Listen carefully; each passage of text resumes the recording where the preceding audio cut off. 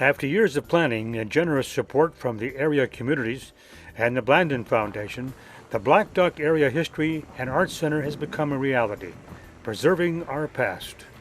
The center is a place to showcase and preserve our area's heritage while educating our young people and serving as a key attraction for the residents and tourists alike.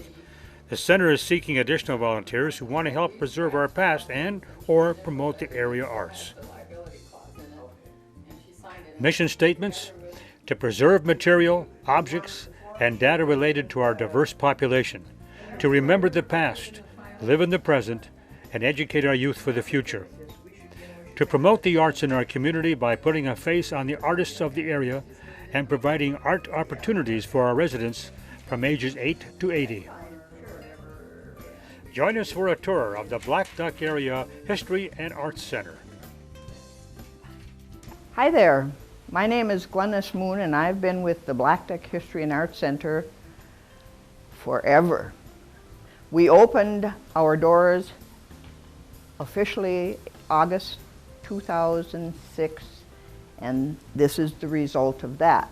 How we got started was Blackduck celebrated its 100th anniversary in 2001, and we did so many different activities and had so many things going on, and people were giving us all kinds of artifacts and historical items, and we ended up, because we didn't have a place after the 2001 celebration, we got a storage room. And we began working on how do we go about putting a history center together. Eventually we took over this part of the old Hart store in Blackduck, Minnesota, and we started with just a part of the building, and more things started coming in, articles, furniture, books, school things, and we kept growing and putting different things in here, and pretty soon we added another whole 2,000 feet, I think that's what it is, and we could grow some more. But as you know, everything takes time, money, people, and away we go.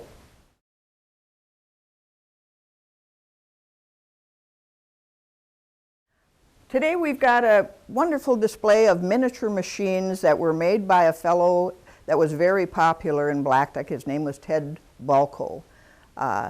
Ted tinkered a lot with machines.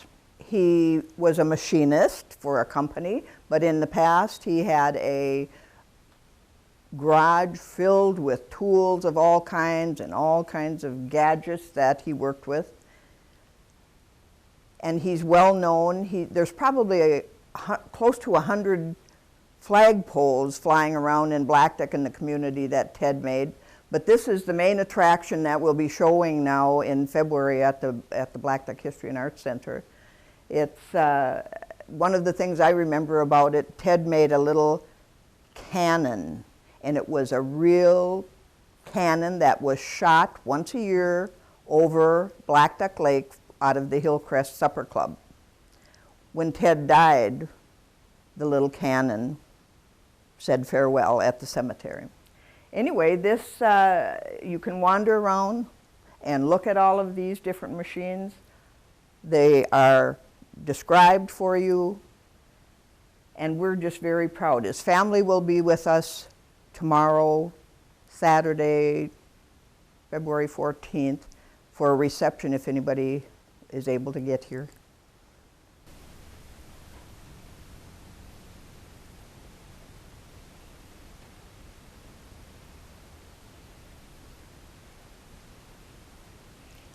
I'm Shirley Gilmore.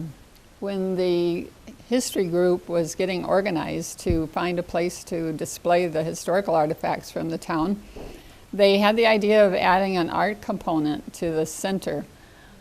I was immediately interested because I've always wanted a gallery in Blackduck. I got in touch with them and we started working together, and then about 2005, and when we found a place, we decided that this would be the perfect part for the gallery. It's visible right as you walk in the door, and it probably changes the most drastically from time to time. About every month or 2 months, we'll have a totally different display in the gallery. We have volunteer artists who have artwork on display here. We also have artists from the area who don't necessarily work with us but have art on consignment. So it's always an interesting place to visit. There's always a show coming up in a couple of 3 months. Just has been a great outlet to have a gallery in Blackduck. Hello, my name is Richard Leon, and I am, or was, a member of the Blackduck Telephone Company, which our family owned and operated for many years. What's beside me is a switchboard that was in use in the city of Blackduck, and I'm not really sure when it went into service, but it was in service until 1958, which kind of marked the end of the old number please days when the operator took your call. After that, we got to rotary dials, which people now aren't even sure what rotary dials are because they're all touch tone. But this was in service at that time and went way back. Our family had that company for many, many years. The company started in about 1903. It was owned by Marcus D. Stoner, who was the father of the Blackduck community. And my grandpa worked for Marcus, and at one point in time he owed him supposedly back wages. There's some rumor that it might have been a poker game, but owed him some money. And Grandpa said, well, his phone company wasn't worth a darn thing, but it was the only thing he was ever going to get, so he better take it. And that's how our family got into the phone company. My grandfather ran it for many years until he drowned in Blackduck Lake, and then my father took over until his death in 1980, and then my brother and I operated it. It was owned by my brother and my sister and I until its sale in 2008. So we had it for quite a long run. It was in service at that point 108 years, and so we were there quite a long while. Some of the other things that are in this little phone display, there are some old photos that include some of my old family. The lady at this very switchboard that you see is my grandma. This switchboard was in the front of our house, the house I grew up in. My mom, who you see on the picture here to the right, this picture is my mom, my dad, and that's me, the little short guy. I was kind of raised bouncing on her knee at that switchboard, and that was in the front of our home.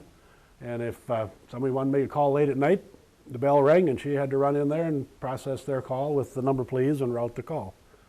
So I grew up in this industry from the beginning, and it was part of our everyday life. Some of the other things that we have on our display here as you move across, got a collection of older phones that are just used throughout the years. We kind of set a few of them aside as time went by, and now they've been turned into the display that's here at the History Center. The other photos, one that people find real interesting is the photo of the Blackduck Lake Road, which was just kind of a mud path and had a single wire going down it. Now, if you're familiar with the Blackduck Lake area, that's quite a developed area, and it's all homes and developed all the way around all around the lake. But that was the way it looked back in. Well, that would have probably been in like the 20s or sometime in that range. Another photo up in the top above the crank phone there is what was at that time the Blackduck Electric and Telephone. When Marcus Stoner had the system, he had the Blackduck Electric and Telephone Company and the sawmill. The sawmill was the moneymaker then in the logging days, and he got rid of the electric and the phone company, and sawmill was where he made most of his money. He was kind of the founder of Blackduck. He was also a surveyor and laid out the streets in our town. A lot of the streets we have in our town are named after Marcus's children. We have a Margaret Avenue, which was his daughter. And there are streets in his town that are named after his family members. I guess we move on over. This photo you see there, once again, that's my brother and I in 1971 at a training school we took in North Lake, Illinois, a suburb of Chicago. I was mostly the technician in our company. My brother was the general manager. So I was the one in charge of keeping all the equipment running, and I went to a number of different technical schools through the years as technology changed and we needed to upgrade the facilities we have here to keep current. Okay, the question is how did the connections get made into our central office? Early days, of course, they were all open wires. You can see in these photos the stacks and stacks of cross arms and insulators brought in bare open wires to run them, and they were all like 10-party lines. So that brought all the communication in. What does 10-party mean? 10-party means that there were 10 different customers that used that same line.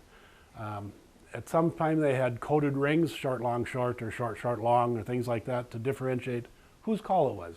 Because if any of the other 9 people were using the phone and you picked it up, you were in their conversation. You all shared the same line. And the rural lines were that way until 1958 when we went to, even past that, I should take that back. When we went to dial, some of those were still 10-party, and it wasn't until the 76 switch when everything became private line that we finally got rid of the 10-party lines. This was the switchboard that was in use until we went to rotary dial, which would have been in 1958, I believe. And then that's when we lost the number please and we started getting rotary dial service in our town. Then again in 76 we went to private line. At that point we were also 100% buried plant, so we got away from stormproofing. The main area town had been all open wires, like you see in the pictures there with all the cross arms and all the wires running on them, until the Armistice Day blizzard that lots of people remember. At that time, there were structures like that all over town, and when the Armistice Day blizzard and ice storm came through, most of that went down and the whole plant went dead. The following summer, we acquired a loan to put in lead buried cables, which was very, very new technology and hardly any of it existed. And we dug up the entire town and put in buried lead cable all over town so that we could get rid of all that open wire because it all collapsed in the Armistice Day blizzard. So there was a time when there was no phones until the next spring when we could get in and do the construction. The original switchboard was on Main Street, just north of Summit Avenue, kind of between what's now Deerwood Bank and Brits on Main. At that time it was Anderson Jewelry and the Shippers Standard Station for those of us that are a little older. And then when my father built the home I grew up in, it would have been, I believe, 49.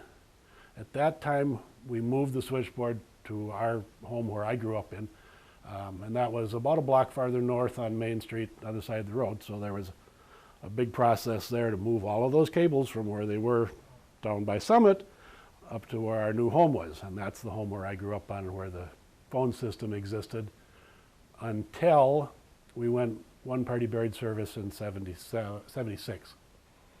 So at that time they made a big move, and that was a big change for all of us and for our community. I'd like to show you also one of our oldest payphone booths.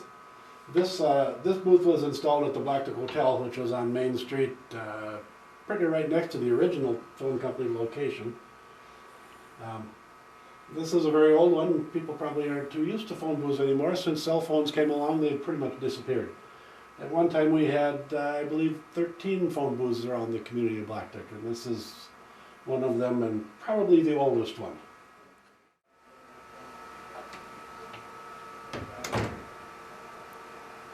This building housed the first automated telephone switching system in Blackduck. It was a step-by-step system is what it was called, and that's right next to the house I grew up in, which would have housed the switchboard that the operators manned.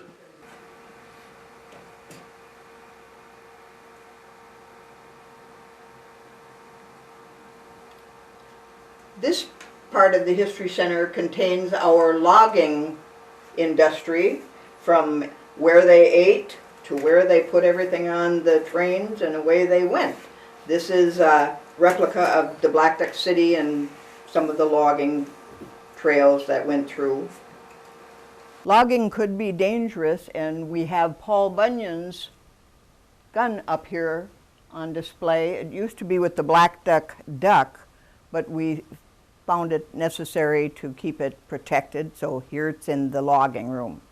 Over here we have The dishes and stories are all around in this room, telling how things worked, when they didn't work, who did it, and all the tools. And I think this is probably one of the most fun for women. It is a noodle cutter, and it weighs about 50 pounds. This is one of our favorite articles. It's a bench made out of driftwood by one of our forefathers, Jim Angel, I believe, or Okay. many years ago. Anyway, it's a great-great-great-grandfather product. Wow. And it's usually made without nails and those kinds of things, but I think it's very attractive. Above it is our Tree of Nations. We have this little ethnic room, and one of the things that we did was when people visited us, we had them sign the tree and identify their nationality. And it got pretty full, and it's too bad we've had some erasures in there because that's how many people came in to sign their name on the Tree of Nations. And it stays in our ethnic room for now. This is our ethnic room, and one of the things that happened for us, we had a fellow from Red Lake, Daryl Aguanash, came in, and what we do is we work with the school kids. So they came over one afternoon, and Daryl had the kids sitting down on the floor, and he showed them show and tell how you cut the birch off the trees and how you put it all together. And then of course all the artifacts are coming in with that. You can see the pictures on the wall. We've got a pair of moccasins here. We've got a little fire going in this is a wigwam, not a teepee. Here's a bee's nest over here. And there's a number of other things, including furs over here on this side. This is some of the dinnerware that was included in the merchant hotel that was around here in about 1903. All of the beautiful cups and the silverware were appropriate at that time. Today we just put a salt and pepper shaker out there and say, let's eat. This is a picture of the Merchant Hotel from about 1903. From left to right is Mrs. Fred Olson, Mrs. Lars Ness, Miss Andrew Locken is the waitress, Mrs. Ingersoll, and Anna Erlandson. The coming of Minnesota and International Railroad ushered Blackduck into her boom years. Businesses began to flourish to keep with the progressive spirit of the city. Above is this picture, the dining room in one of Blackduck's finest hotels, the Merchant Hotel. My name is Marilyn Page. Langford is my maiden name, and I live in Blackduck, and my grandparents moved here in the 1800s. And a township is named after my grandfather, Langford. How long have you been at the History Center? Since it started. I've been here since it started. I can't remember when that was, but yes. This is my husband's uniform. He was a navigator aboard the USS Sheridan, and he was in Japan when they signed the peace treaty. The military room comprises of displays from World War I and World War II. As the camera pans around the room, we're going to take a look at what they call a field telephone. It's what they used in the Army to run lines across the ground to talk to the units. This is a really rare unit, and here it is in the military room. I was born here, but my parents moved away from here. Okay. What's significant about the picture up here? It's the Jewelson family history. The farm. The farm. It was on the edge of Blackduck. The whole farm, 180 acres, was within the city limits. My name is Jim Gorman, and I'm president of the History and Arts Center in Blackduck. This is one of the first displays that we put up. If you'll notice some of the boxes and cans on the shelf, You'll notice that you probably had some of those when you went to your grandma and grandpa's house. Very old display, and it's one of the first ones we put in. We have several others around the same general area in the building.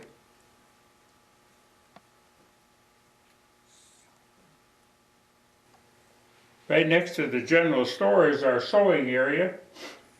Some of the ladies will notice some of the different things, the old sewing machines and bobbins and pictures and sewing items, which, and then if we move down a little bit farther, you'll go into the general store area where we had the old wood stove and the guys used to sit around. And in fact, if my memory serves me correctly, I think we have an old spittoon in there. Of course, back in those days, everybody chewed snooze. Yeah, the next item that we're going to talk about is you'll notice that the TVs are flat against the wall now, but the one that we have on display here doesn't quite fit that mode. We have several other musical items here, including an old phonograph, a squeeze box, and etc. We even have a set of maracas and a beautiful old violin. All of this is in our musical section. This right next to the music section is the old organ. We only have one now. If my memory serves me correctly, we had an organ, and I think this is the one that works.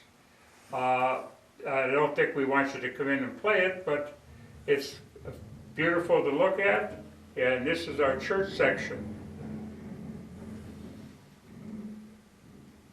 This is our medical room. We have everything from an apothecary where they used to make their own drugs and so on, to a dentist office with all the different equipment. I'm sure glad they're not working on me today. This is kind of a neat area. It's kind of a small room. I think we could probably use a little more room for this one because we're getting a lot more things that we need. Well, this is our schoolroom. This is right next to the medical area, and you'll notice the desks are the old style. I hate to admit it, but I used to sit in one the same way. You'll notice the pictures on the wall of Lincoln and Washington, so that tells you that some of our newer presidents aren't showing. The map on the wall is an old one, and we have several items around that show that we have the Blackduck High School and so on and so forth. I even left an apple there for the teacher.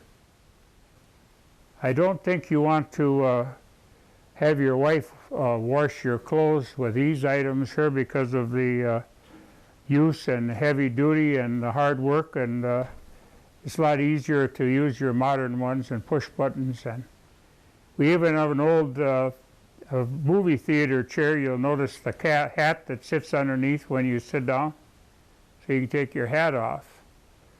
We have several tool sharpening, and many woodworking tools and so on in this hallway. Over on the right-hand side, we have a miniature post office.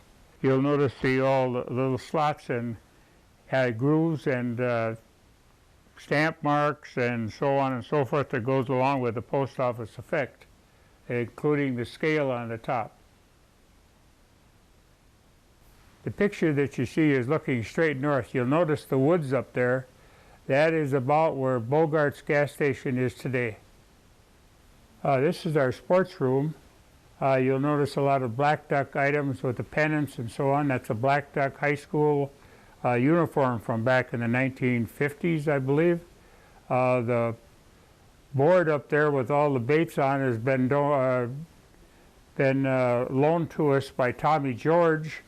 That's his. Almost all those items are his. We have a couple of deer mounts and an old engine, a couple of owls that we've picked up. People have given to us. It's a camping and sports area. This wall back here is quite a collection of farm tools. The old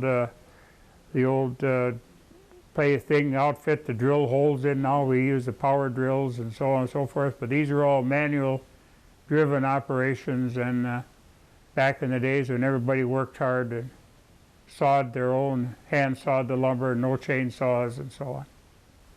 This is our library section, and you'll notice the school books and school manuals and et cetera, all around the room. A lot of people come in and do research on their families and so on. This is a small area. We run a video in here of what's happening here, and it's a nice, quiet place to come. This photo that you're looking at now is a picture of 1904, the City Hall, when it was first built at a cost of $10,000. This is what downtown Blackduck looked like in 1909 during the 4th of July celebration. The area that you're looking at is going straight north on Main Street. That's a picture, you're looking at a picture of the old Palace Hotel. It was sitting where our senior center sits now, right across from the post office. You're looking at a picture now right of the corner of Summit Avenue and Main Street in downtown Blackduck. City Hall is to the right, and Deerwood Bank is to the left now. This is the corner of Summit and Main again, but now this is in the 1940s, and we have it all decorated up for Christmas. This is back in 1904 again, and we're looking at the inside of the City Hall that was used for everything from basketball games to operas and dancing. This is a picture of the first school that was built in Blackduck in 1902. Welcome to the one-room farmhouse. You'll notice the kitchen area, and if you look on the wall up here, you will notice many tools that you will recognize today, and the old-time kind with the handles and so on and so forth that Grandma and Grandpa used to use. Moving to my right, you'll notice the old wood stove with the warming oven up above. Very standard equipment in the old one-room house.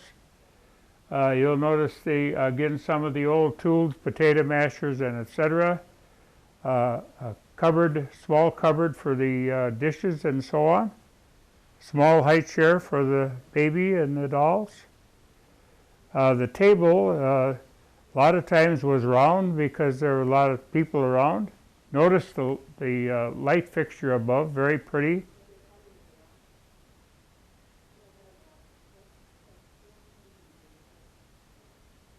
Yes, you'll notice now that I'm standing in the bedroom, and as you know, when you had the one-room house, everything was together. Bedroom, kitchen, closet area, place for your clothes, etc. The baby buggy, everything was here. Spinning wheel, in fact we have two of them. Very neat area, very compact, everything was close together, and so on.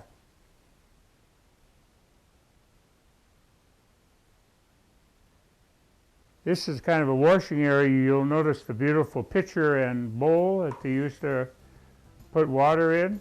I missed one other thing. I noticed a kerosene lantern in here. Back in those days, kerosene lanterns were a big item. In case you're interested in what this is a vacuum cleaner. It's made in New York City. I hope you enjoyed our tour of the Blackduck Area History and Art Center. Please come and stop in and see us sometime.